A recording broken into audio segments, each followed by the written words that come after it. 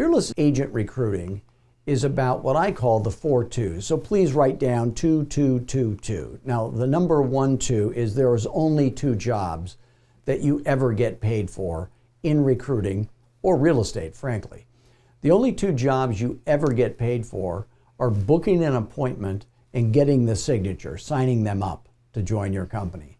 Now there's lots of other things you may have to do, but that is charity work. You will never get paid for that.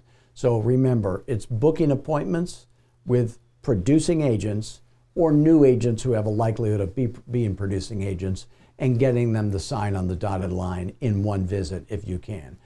The next 2 is there's only 2 ways to communicate with agents.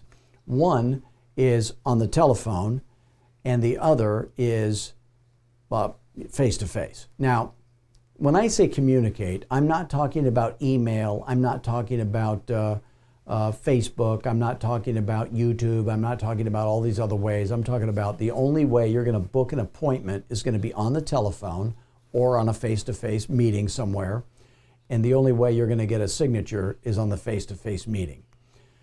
There's only 2 types of recruits. There's brand new agents and there's experienced agents. Now the experienced agents might not be trained, but they've had their license for a while. So you need a slightly different conversation, both on the phone and face-to-face with those 2 different types of agents.